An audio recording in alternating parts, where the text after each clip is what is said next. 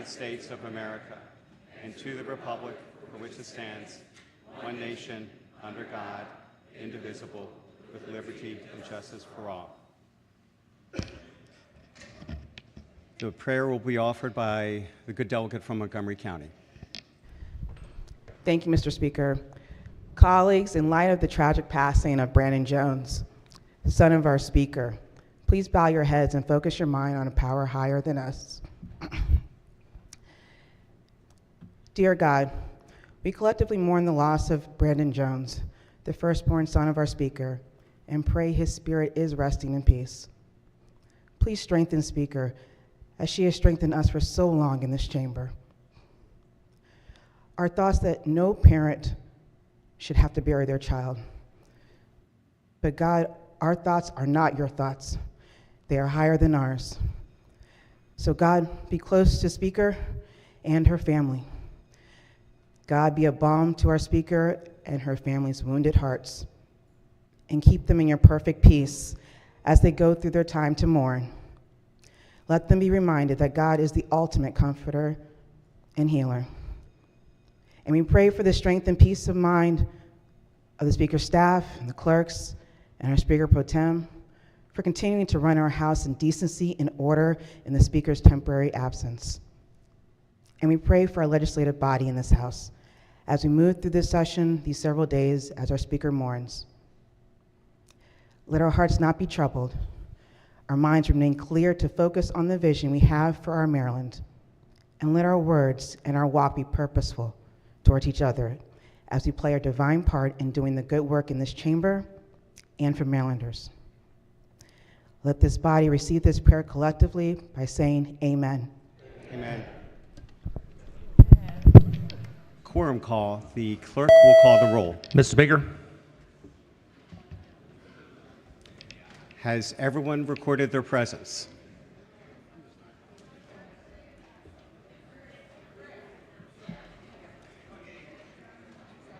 If so, the clerk will take the call. There being 123 members present, the House is now in session. The clerk will read the journal from the previous day. Annapolis, Maryland, February 24, 2025. Recognizing the Deputy Majority Leader.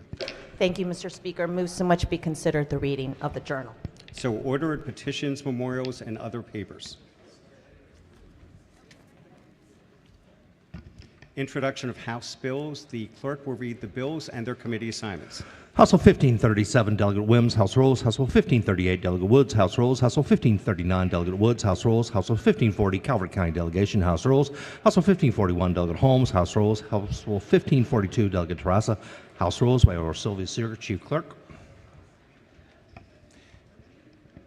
Thank you. And if we could have a little bit more quiet. Thank you. The clerk will read the bond initiatives and the committee assignment. Introductory House Bond Initiatives number 54, February 28, 2025, referred to appropriations.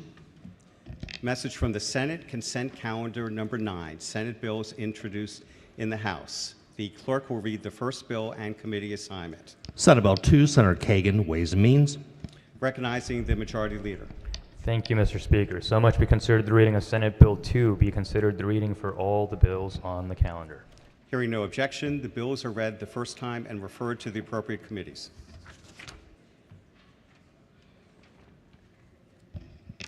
Quorum call. The clerk will call the roll. Mr. Speaker. Has everyone recorded their presence? If so, the clerk will take the call.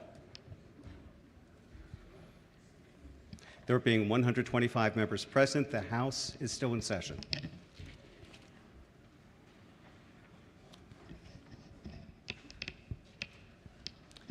House third reading, calendar number 24. The clerk will read the first bill. House Bill 6, State Department of Assessments and Taxation and Department of General Services, Property Appraisal Aids, Geographic Images. House Bill number 6 is on third reading and final passage. Is there any debate? Recognizing the delegate from Anne Arundel County. Thank you, Mr. Speaker Pro Tem. I stood yesterday or 2 days ago and defended this bill on the floor and the amendment because I thought that the people should have a right to defend themselves when they feel like their property was unjustly valued.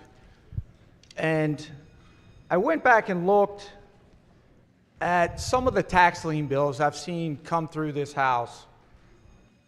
Baltimore City, Prince George's County.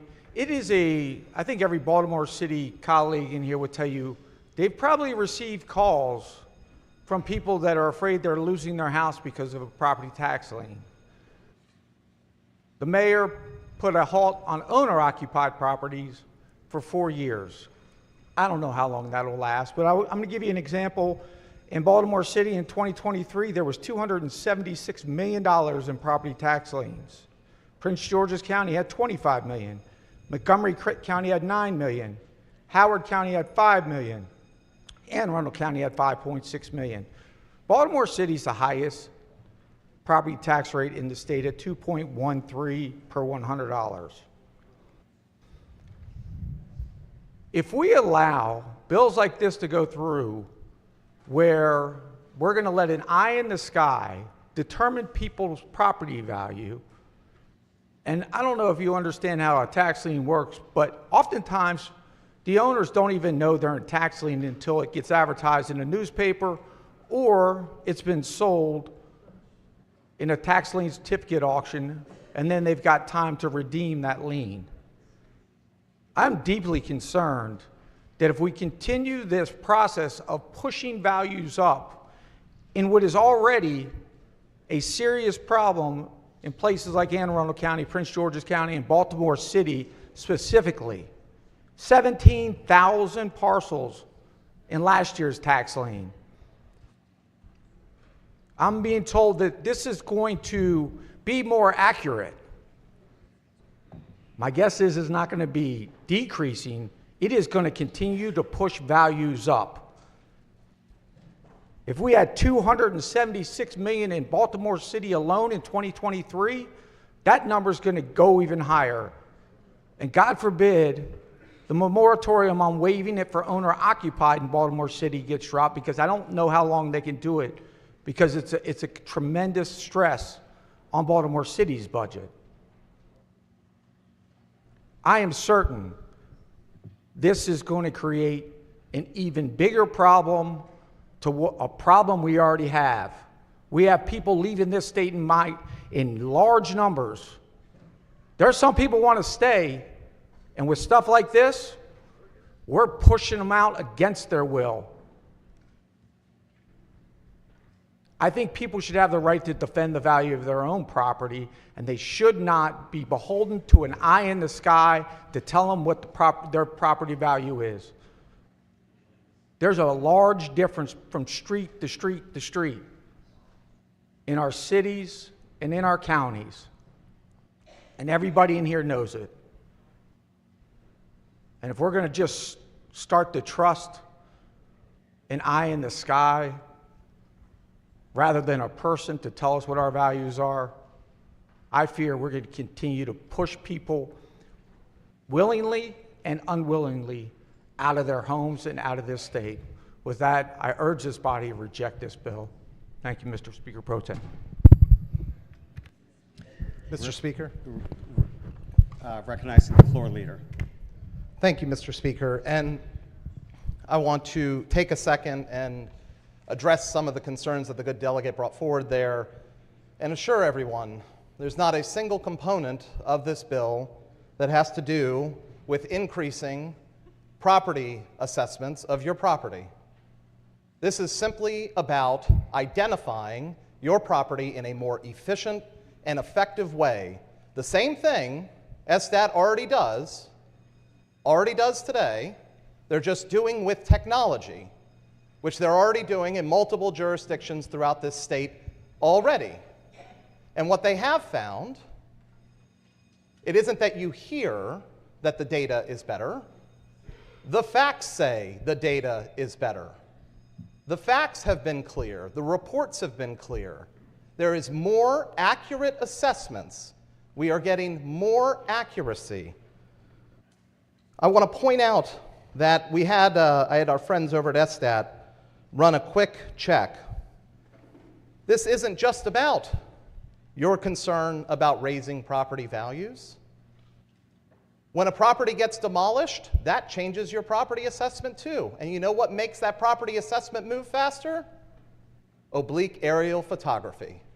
It guarantees that ESTAT can check your property faster and more efficiently to make sure that if you have changed the makeup of your property that lowers your property value, that they can check it in real time and they can provide a new property assessment. Colleagues, I encourage you to support this bill because it is logical to support our friends in government who are working tirelessly to do everything they can and have asked for the necessary tools needed to be able to be effective leaders. Thank you. Thank you, Mr. Speaker. Mr. Speaker Pro Tem. Mr. Speaker. Recognizing the minority whip. Thank you, Mr. Speaker. I just want to, in response to my friend and colleague from Frederick County, I just want to read page 3 of the fiscal note. It says very clearly, based on the results of the pilot study in Anne Arundel and Frederick, the department estimates that the total statewide assessable real property base could increase by $1.25 billion. That's the concern. And let me give you another conspiracy theory, is that Frederick was one of 2 counties that participated in pilot program, and guess who has the highest property taxes and property assessments in the state of Maryland now? Frederick. So are we really about to do this statewide? This is not from us. This is not our report. This is from our good nonpartisan friends at DLS and ESTAT that are basically saying, look, should this be enacted statewide, it's another $1.25 billion in revenue. I know that's attractive to some folks, but that's coming out of people's pockets. Like we talked about yesterday, people on fixed income, right? Retired folks. So that's a concern. And I can't vote for something that I think will increase significant property taxes on other Marylanders. So for those reasons, I'll be voting against the bill. Thank you, Mr. Speaker. Mr. Speaker. Recognizing the delegate from Harford County. Carroll, Carroll but that's County. okay. Carroll County. Could I ask the floor leader to rise for a few questions? Floor leader. Mr. Speaker, thank you. Good morning. Good morning. I wanted to get clarification and make sure the posture from the original bill is still in this case. Does this bill still require counties to reimburse the state for the costs up to $1 million, 100% of the cost of the database of less than $1 million and 50% of the cost over $1 million? Yes, because a little bit of the misinformation that was shared on Wednesday included that somehow the state is going to vastly benefit from this access to this technology, when really the counties are going to benefit by properly tracking their property. So the counties have picked up all of the cost of this, and MACO supports this bill. But I want to confirm then, so it's still another unfunded mandate coming from the state of Maryland, or not pay an back.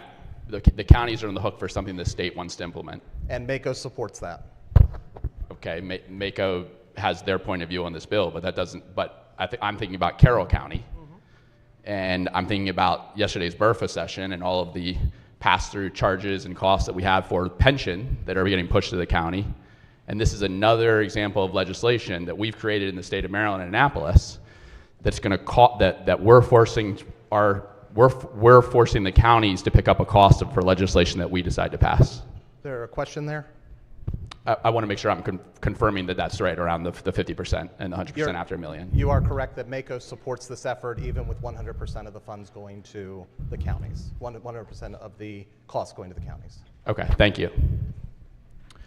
So, Mr. Speaker, this is for me just as I said, a simple example of the state of Maryland passing more legislation that's going to cost our counties more money. We're required to reimburse the cost of this to the state of Maryland, and in addition to the tax increases that will come out of the reassessment. So I'll be voting against this bill and appreciate the time. Speaker. Recognizing the delegate from Anne Arundel County. Thank you, Mr. Speaker. I do have a question for the floor leader.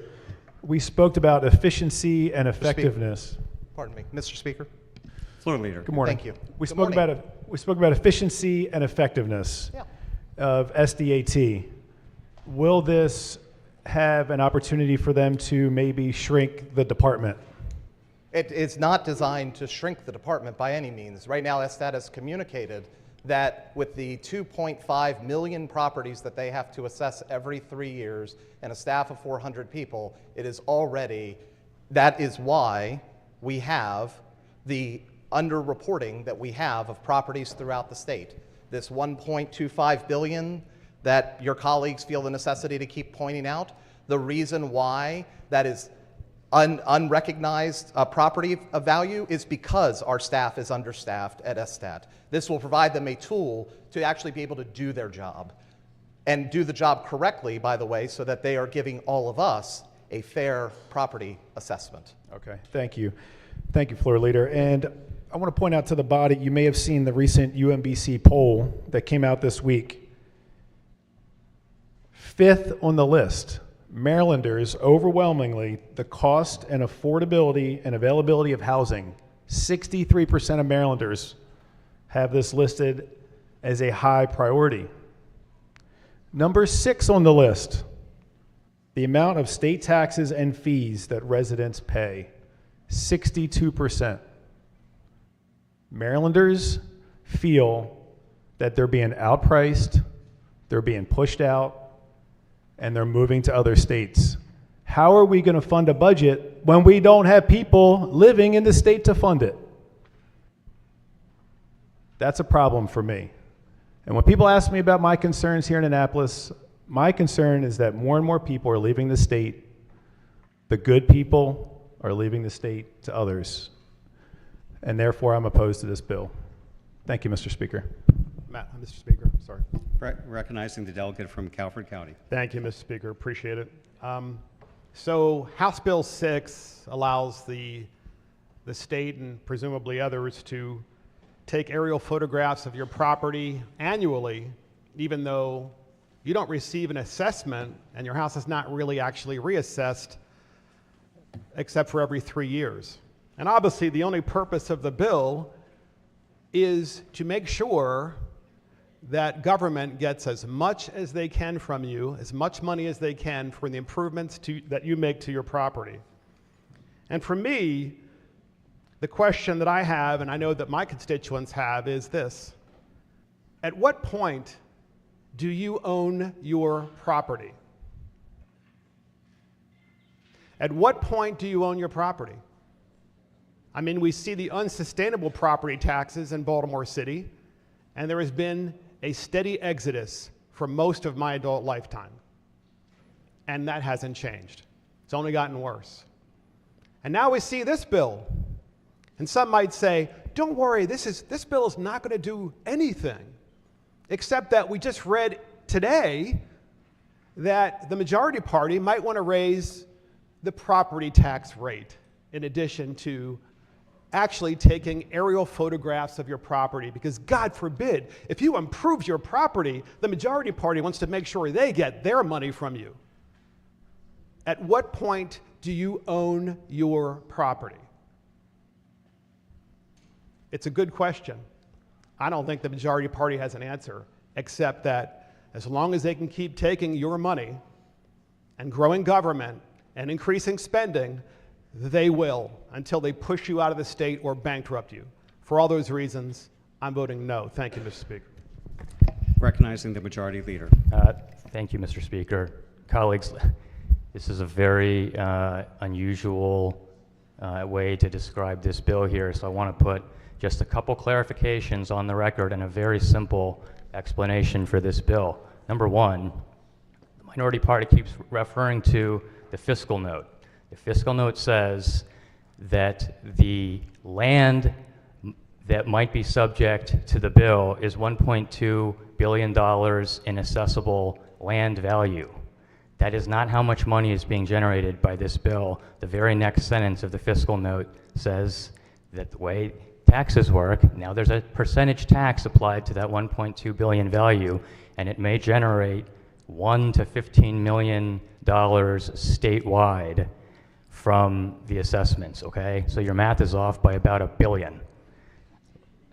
Now, having said that, where's this other assessment increase coming from? This 1 to 15 million spread across the 23 counties and city.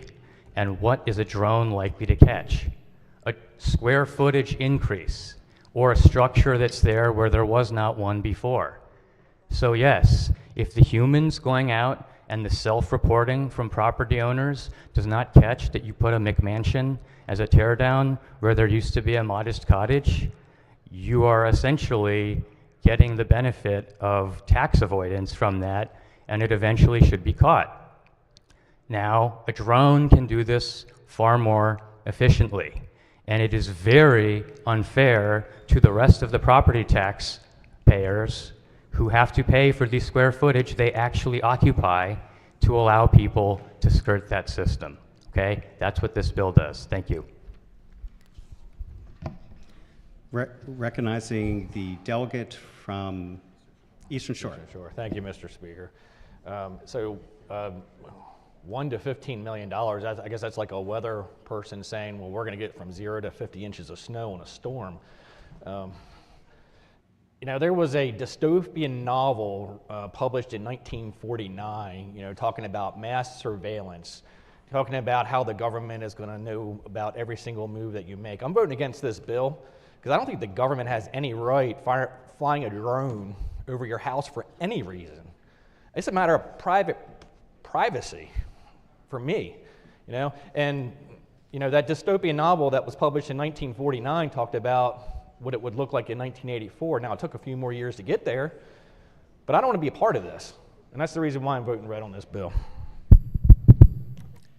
The clerk will call the roll. Mr. Speaker.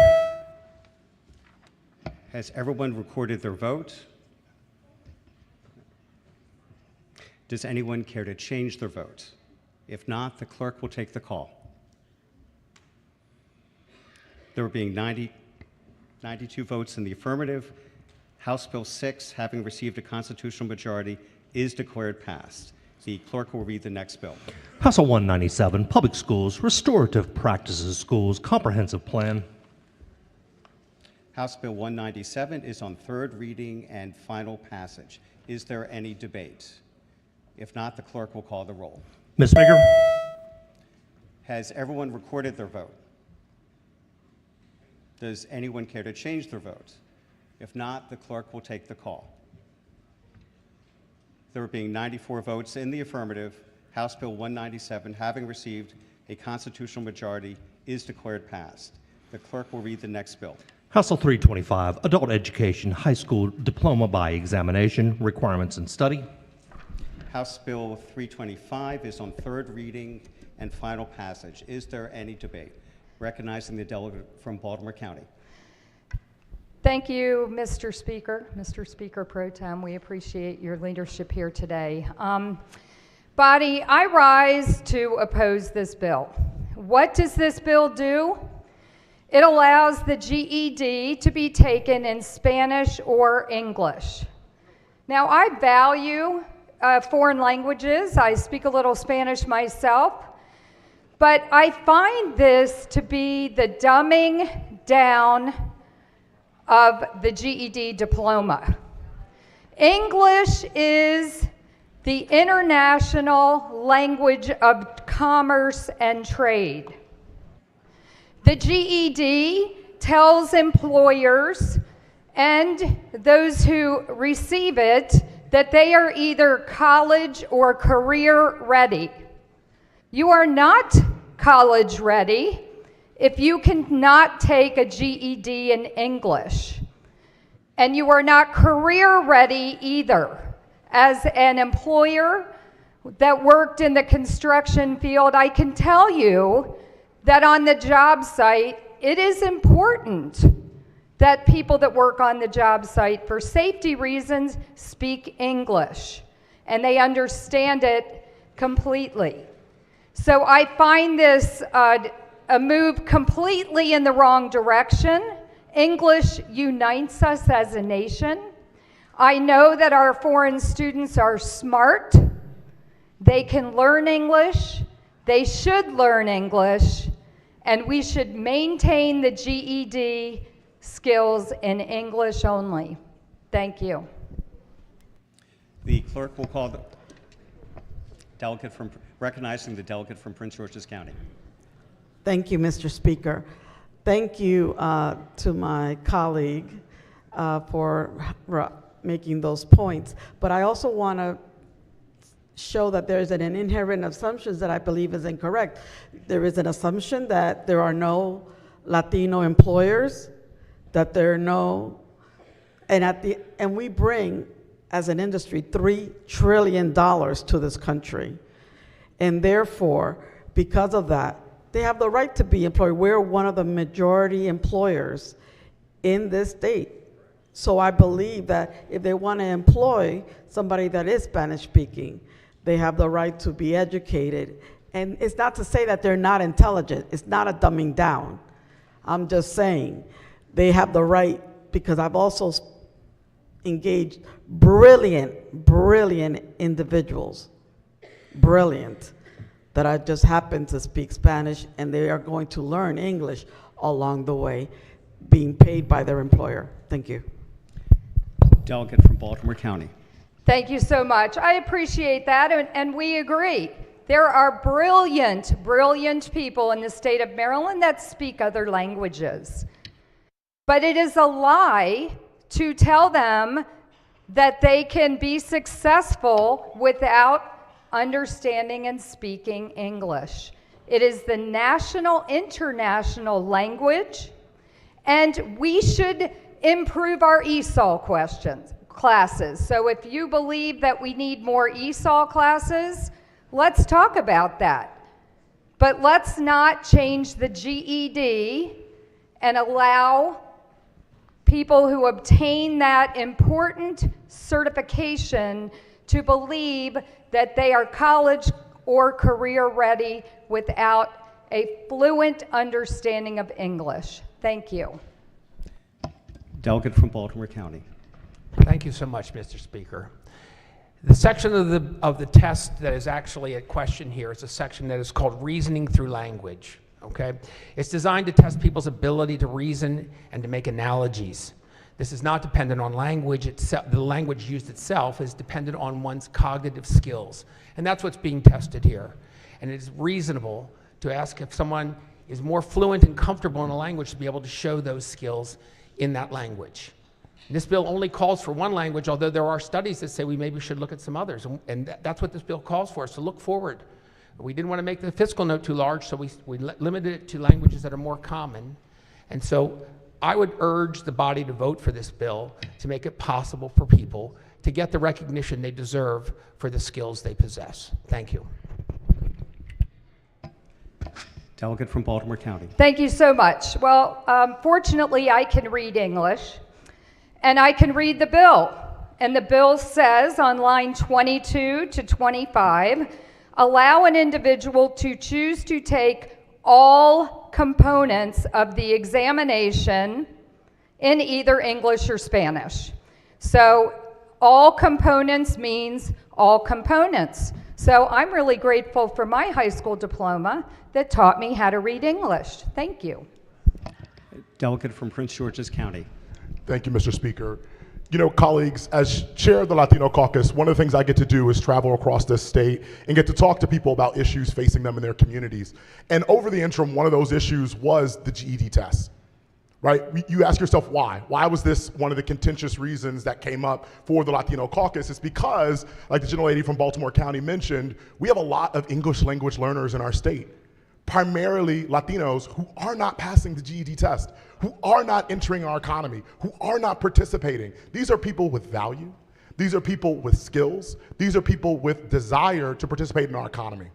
We talk a lot about making sure that people can get up and work. We talk a lot about making Maryland win the decade. If that's gonna happen, that means we have to use every single person and have pathways to opportunity for all of us. What this bill does, what this bill says, is that in Maryland, we want you to do your best. We want you to take a test in a language in which you can excel in so that we can have you participate in this economy to be your absolute best self. I ask you to join me in voting green on this board on this bill, because what we're saying here in this body is that we value everyone. And to the gentlelady's point, we need to do better with ESOL. And so I look forward to your support in the budget with more money to do so. Thank you. Madam Speaker. Mr. Speaker. Delegate from Harford County. Thank you. Guys, I just want to bring us back around. I think my colleague from Baltimore County and any of us who vote red, this is not because we don't appreciate or love or respect or humanize folks that come here that speak different languages. Those people are brilliant. They are literally learning 2 or 3, or I know somebody who speaks 5 languages because of the country they came from. That was required for them to survive. These are brilliant people. What we're selling them with this is a lie, like my colleague said. Telling a child, you will succeed in the state of Maryland and in the United States if you can't take a test in English is a lie. This isn't, we love you. This is not true. It's factually inaccurate. I have plenty of people that are friends with me that are from other countries, and they'll call a service line and they'll get someone who doesn't speak English.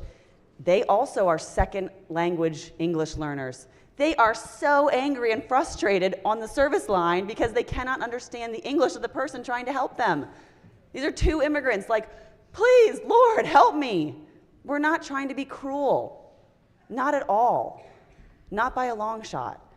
We just don't want to sell kids lies. They deserve to have access to an English language program that actually teaches them English to the level that's required for them to get the degree. That's it. That's the whole story. So some of us are going to vote red on this, and it's not because we don't love people that have immigrated here and respect them and see their value and see the beauty they bring to our state. We do see that, but we don't want to lie to them. Thank you. The clerk will call the roll. Ms. Speaker. Has everyone recorded their vote? Does anyone care to change their vote? If not, the clerk will take the call. There were being 98 votes in the affirmative. House Bill 325, having received a constitutional majority, is declared passed. The clerk will read the next bill. House Bill 872, Residential Real Property, Tenants' Right of First Refusal. House Bill 872 is on 3rd reading and final passage. Is there any debate? Recognizing the delegate from Anne Arundel County. Thank you, Mr. Speaker. And you're doing an excellent job, by the way. Just want to throw a compliment out to you this morning. Thank you. Correction, St. Mary's County. I didn't even notice that, but still doing a great job, so thank you. Hey, I just wanted to rise and bring attention to the body for this bill. As there were some questions on second reader, and you can relax, Mr. Floor Leader, I'm not going to ask you any questions. I see you're getting ready to jump up. This bill only changes one word, and as the committee chairman said, it might have been a typo. But the one word that it does change is pretty significant. It adds third party to the first right of refusal. So you got to ask yourself, what is the third party in a real estate transaction? Well, most of the time the third party is the bank. See, it's adding the banks to the first right of refusal. So let me give you a scenario. Person rents out their house. They stop paying their mortgage. Start falling behind. House comes up for foreclosure. Well, now the bank is in charge of working with the tenant and offer them the first right of refusal. Now, I know some people in this chamber are saying, well, what's wrong with that? Well, the problem probably comes in that the banks are going to build that risk going forward. And everybody going forward will be now covering that risk in their additional closing cost money. That could very well happen. Maryland has some of the highest closing costs for real estate in the entire nation. So if we tell people on one hand we want them to buy houses, and then we make decisions that could potentially raise closing costs, we make decisions to fly drones over their house to raise their property taxes, it's contrary to what we know people and what we tell them we want them to do, which is to try to build wealth through home ownership. So I wanted to bring that to everyone's attention. And I'm going to vote red on this. I would urge you to vote red as well. Thank you, Mr. Speaker. Mr. Speaker. Delegate from Montgomery County. Thank you, Mr. Speaker. The only thing I agree with the good gentleman's comments is that you're doing a great job. Everything else he said was unfortunately incorrect. This bill replaces one word. That part is true. This is a pro third-party purchaser bill that the third-party purchaser landlord community asked me to put in. I know that it seems scary because there's a sponsor problem and there's also a title problem with the bill, but just to be clear, we inadvertently created a little bit of a problem last year when we passed the governor's bill, where we made third-party purchasers potentially liable if a landlord fails to tell tenants about their right to purchase the property. So again, last year, we said that before before property owners sell their property, they have to notify tenants that they have the right of first refusal. Inadvertently, we said that if they fail to do that, the third-party purchaser, the new landlord, the new property owner, could be liable if that first property owner fails to do so.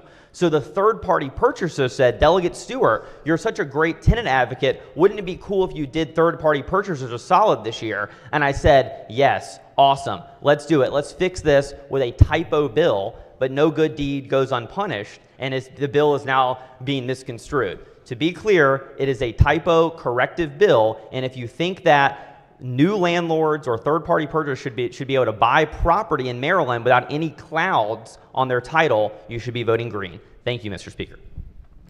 Speaker. Yes, recognizing the delegate from Cecil County.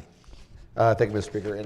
And I'm very grateful to my colleague from St. Mary's comments on this. Just my point of view, I do land title work for a living. It's my business. It's the company I help run. And I deal with a ton of landlords every day. And I talk to a large number of them on this bill. And every single landlord, dozens of them, that I deal with on a daily basis have all told me to support this bill. So I'll be voting green. Thank you. The clerk will call the roll. Ms. Speaker? Has everyone recorded their vote? Does anyone care to change their vote? If not, the clerk will take the call. There being 104 votes in the affirmative, House Bill 872, having received a constitutional majority, is declared passed. Mr. Speaker, change of vote? Yes, change of vote. 325 to green, please. That ends the work at the desk. Committee announcements, appropriations. Thank you, Mr. Speaker. The Appropriations Committee will vote at 12:30, followed by budget hearings at 1 o'clock. Judiciary? Thank you, Mr. Speaker. And ladies and gentlemen of the House, the House Judiciary Committee will have a voting session at 12:15. Environment and Transportation? Thank you, Mr. Speaker. The Environment and Transportation Committee will meet at 12:30 for a voting session, followed immediately by bill hearings. Ways and Means? Thank you, Mr. Speaker. The Ways and Means Committee will not meet today, but we will meet on Monday at 11 a.m., followed by a voting session. Economic Matters? Thank you, Mr. Speaker. The House Economic Matters will have a joint bill hearing with Triple E in the joint hearing room at 1:30, so please be on time. Health and Government Operations? Thank you, Mr. Speaker. The Health and Government Operations Committee will have bill hearings immediately after session. So immediately after session, please proceed to room 240. Thank you. Subcommittee announcements. Recognizing the Vice Chair of Environment and Transportation. Thank you, Mr. Speaker. The Natural Resources Subcommittee will meet virtually Monday at 3 p.m. Thank you. Mr. Speaker. Recognizing the Chair of Judiciary. Thank you very much. And I forgot one. On Monday at 2 o'clock, the Judiciary Committee will be having a joint hearing with the Health and Government Operations Committee virtually regarding End-of-Life Options Act. Recognizing the Chair of the Health and Government Operations Committee. Thank you, Mr. Speaker. And I want to thank the Chairman of Judiciary. We are meeting also on Monday at 2 o'clock virtually with the amazing committee. Thank you. Recognizing Chair of Rules. Thank you, Mr. Speaker. The House Rules Committee will be meeting on Monday. From noon till 3, we will be meeting in the Economic Matters Committee room. High noon till 3 on Monday afternoon. High noon. The agenda is on the General Assembly website. If you go look first for the Rules Committee, and then under the Rules Committee, you look for meetings. It's not listed under meetings on the first page. So to find the agenda, there are 8 bills that we're going to hear, and we're going to be voting on some executive nominations. Again, Monday, noon, Economic Matters. Recognizing Chair of Public Safety. That's right. Great job, Mr. Speaker. So today, the Public Safety and Administration Committee is meeting in the Baltimore City Delegation Room at 2 p.m., and we will also be meeting Monday at 1 p.m., also in the Baltimore City Delegation Room. Recognizing the delegate from Prince George's County. Thank you, Mr. Speaker. The Education and Economic Development Subcommittee will meet today at 2 p.m. in the Prince George's County Delegation Room, and we also will meet on Monday at 1 o'clock back in the Appropriations Committee room. Recognizing Vice Chair of Appropriations. Thank you very much, Mr. Speaker. The Capital Budget Subcommittee will meet on Monday at 3 p.m. in the House Appropriations Room. Recognizing Chair of Civil Law Subcommittee. Thank you, Mr. Speaker. The Civil Law Subcommittee will be meeting after the voting session virtually today. Thank you. Yes, recognizing the delegate from Montgomery County. Thank you, Mr. Speaker. The Health and Social Services Subcommittee on Appropriations will meet today in the Appropriations Committee room for our DDA budget hearing. On Monday, we will be meeting at 11 a.m. for budget hearings in the Prince George's County Delegation Room. Thank you. Recognizing the delegate from Frederick County. Thank you, Mr. Speaker. The Government Operations and Health Facilities Subcommittee will meet Monday at 5:30. Recognizing the delegate from Baltimore County. Thank you, Mr. Speaker. The Education Subcommittee of Ways and Means will be meeting after bill hearings and voting for Ways and Means on Monday. So what time will depend on the alacrity of the committee. Thank you very much. Recognizing the delegate from Baltimore City. Thank you, Mr. Speaker. The Land Use and Ethics Subcommittee of Environment and Transportation will meet on Monday evening at 6 p.m. Again, Land Use, Monday, 6 p.m. Watch your emails and your texts. Thank you. Recognizing the delegate from Montgomery County. Thank you very much, Mr. Speaker. The Family and Juvenile Law Subcommittee will meet at 11 a.m. virtually on Monday. Recognizing the Majority Leader. Thank you, Mr. Speaker. The Criminal Law Subcommittee will be meeting today at 3 or possibly delayed if civil law goes long. Any other subcommittee announcements? Delegation announcements. Recognizing the chair of the Baltimore County Delegation. Thank you so much, Mr. Speaker. The Baltimore County Delegation will be stopping at the food bank on Monday morning at 9 o'clock. Many of us will be there to help them sort and possibly cook food. If you'd like to join us, let us know. We would love to have the extra hands. Thank you. Any other delegation announcements? Caucus announcements? Yes, recognizing the delegate from Anne Arundel County. Thank you, Mr. Speaker. The Fire and EMS Coalition will meet on Monday, 3 p.m., second floor of the Senate. Monday, 3 p.m., second floor of the Senate. We also have a virtual option as well. Thank you. Any other caucus announcements? Recognizing the gentleman from Montgomery County. Thank you, Mr. Speaker. Sorry, the microphone was stuck there. Just a reminder, again, in a couple of minutes at noon, we're really excited to be our first joint event with the Black Caucus and the Maryland Jewish Caucus. I know there's a number of committees that are meeting, but even if you can just stop by for a little bit to hear some of the incredible stories from our colleagues, I know you will not be disappointed. And again, it's in room 140 starting at noon. Recognizing the General Lady from Montgomery County. Thank you, Mr. Speaker. On behalf of the Transit Caucus, I want to remind folks that we have our third of 3 briefings on Monday at noon.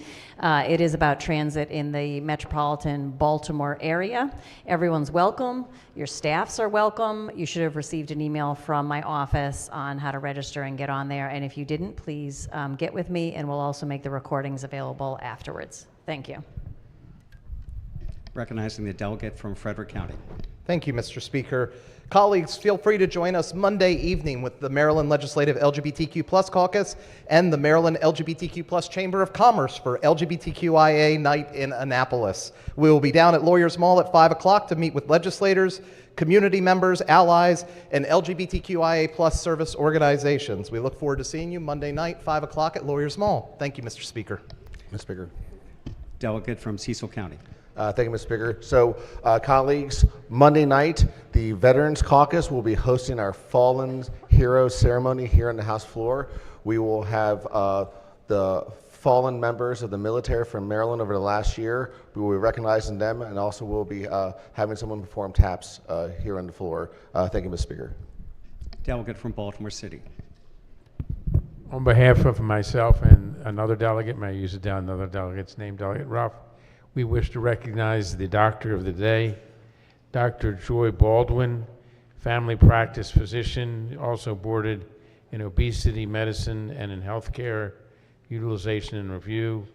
Dr. Baldwin is a physician advisor with our State Department of Health, the Clinical Transformation Division. Thank you, Dr. Baldwin.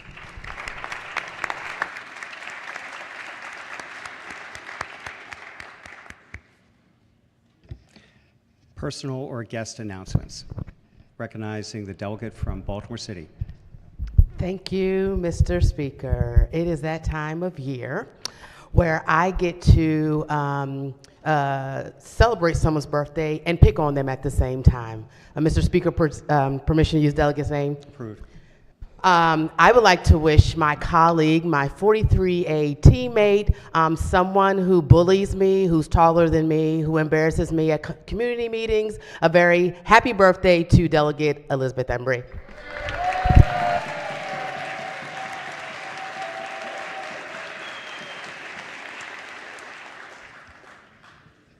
Other personal guests, recognizing the delegate from Baltimore City. Thank you, Mr. Speaker. Permission to use delegates' names? Permission granted. On behalf of Delegate Wells and Delegate Conway, we want to invite everyone to District 40 night on Monday at the Calvert House at 6 p.m. We'll have some delicious food from Corkscrew Restaurant, which is in the 40th District.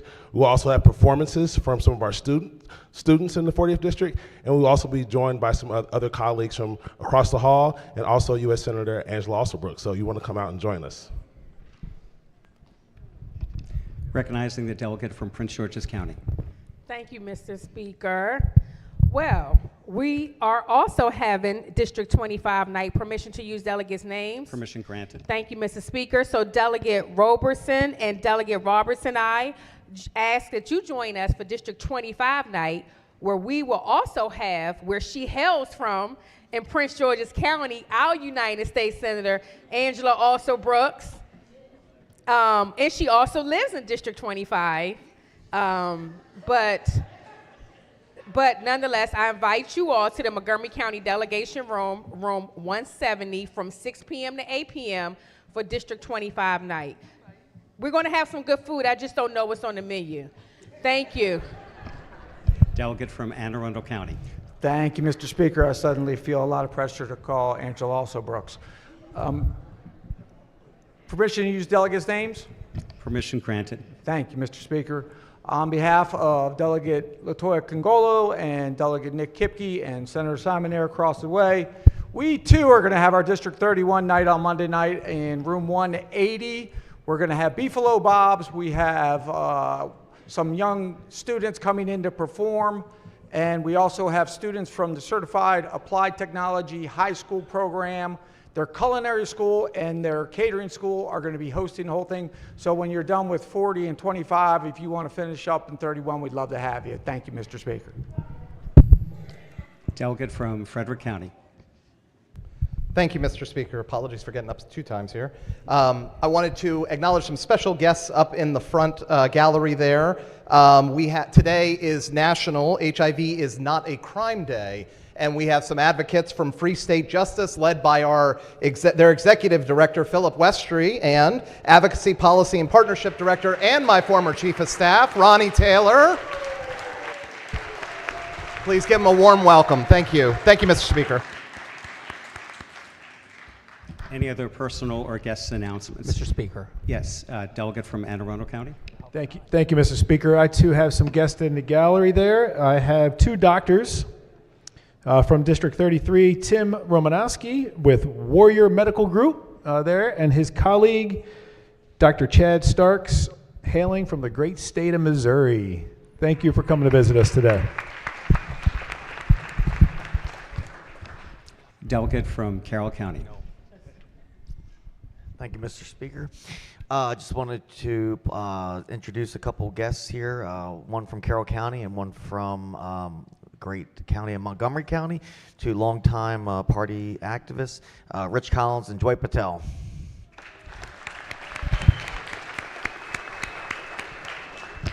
Delegate from Baltimore County. Thank you, Mr. Speaker.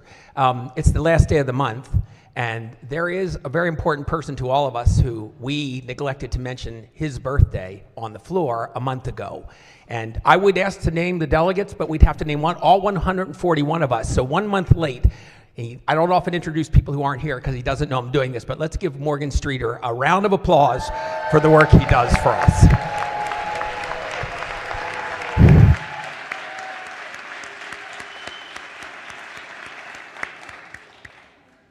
Any other personal or guest announcements? Delegate from Howard County.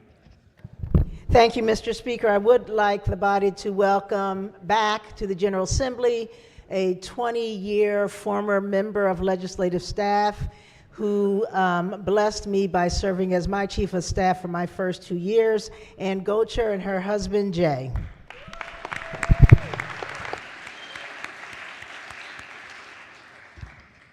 Any other personal or guest announcements? Protocol Chair. Thank you, Mr. Speaker. Come on down, you sunshines. Come on up front.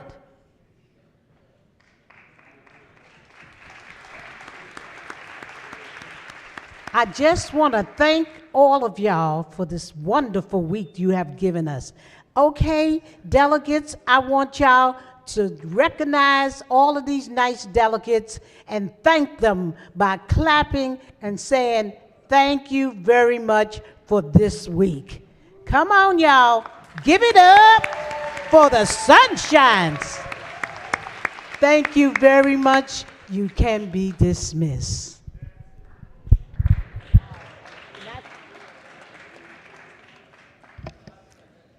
Recognizing the majority leader. Thank you, colleagues. In a bit of a turn of mood, I do want to ask, colleagues, please. Yes. Colleagues, I would like to ask for a brief moment of silence for the speaker and her family as we keep them in our thoughts and prayers during her time of grief.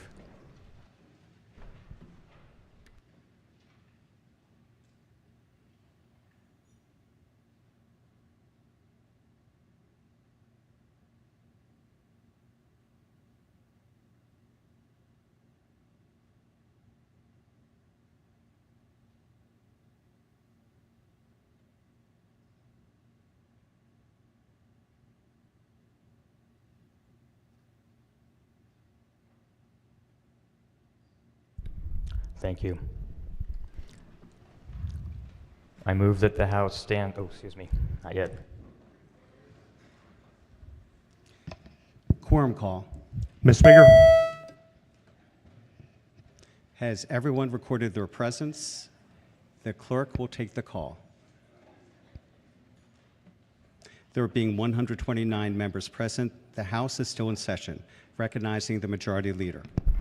Thank you, Mr. Speaker. I move that the House stands recessed until Monday, March 3rd at 8 p.m. Legislative date, February 25th.